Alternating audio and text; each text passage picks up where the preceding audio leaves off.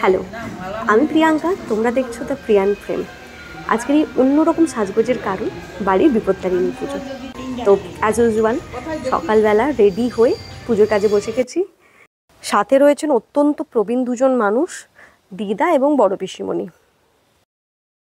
আমরা এখন এই দুষ্প্রাপ্য ঘাসের সাথে এই মন্ত্রপুত লাল সুতো বেঁধে তৈরি করছি সমস্ত বিপত্তারিণী এই রজ্জু। আপনাদের যদি এরকম কিছু দরকার হয় তাহলে আমাদের সাথে যোগাযোগ করুন, আমাদেরকে সাবস্ক্রাইব, ফলো এইসব করে রাখুন, আমরা নিশ্চয়ই পাঠিয়ে দেবো আপনাদের কাছে। মায়ের মূর্তি আগের দিনই চলে এসেছিল। এখন ঠাকুরমশাইরা ফুল বেলপাতা দিয়ে মাকে সাজিয়ে নিয়েছেন। মায়ের মুখখানি কি মিষ্টি না। চলছে বাকি পূজারম্ভের প্রস্তুতি।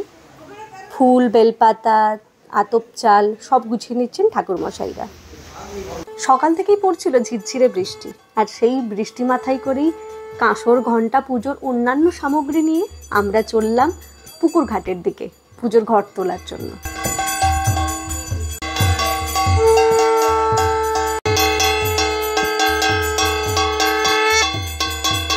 কথায় বলে যদি হও সুজন তেঁতুল পাতায় নজন। তো আমরা নজন নয়, প্রায় 12-13 জন মাত্র দুটো ছাতায় ম্যানেজ করেই নিলাম। অবশেষে মায়ের পুজো শুরু হলো। একদিকে চলতে লাগলো কীর্তন, অন্যদিকে মায়ের আরতি।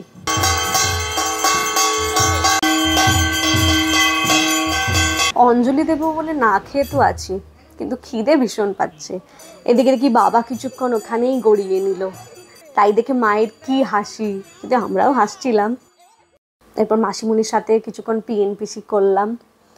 ফাইনালি আমাদের অঞ্জলি দেওয়ার সময় এলো। মন দিয়ে মায়ের অঞ্জলি দিলাম এবং দিয়েই ছুট লাগালাম প্রসাদের উদ্দেশ্যে। খিদে তখন ভীষণ পেয়েছে। গিয়ে দেখি রান্নাঘরে তখনও প্রসাদ বানানো চলছে।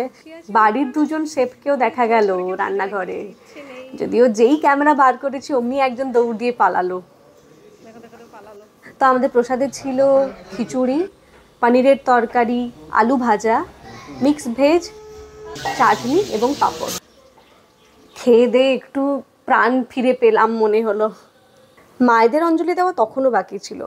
আরও প্রায় ঘণ্টাখানেক পুজো চলার পর ফাইনালি ওরা অঞ্জলি দিতে বসলো। যদিও এই অঞ্জলিটা নর্মাল অঞ্জলির মতো নয়, এটা একটু অন্যরকমের এবং যথেষ্ট সময় সাপেক্ষ। প্রায় 20-25 মিনিট ধরে এই অঞ্জলিটা চললো। যেরকম সময় সাপেক্ষ তেমনি অঞ্জলির নিয়মও প্রচুর জিনিস লাগে। এরপর শুরু হলো মায়ের হোম।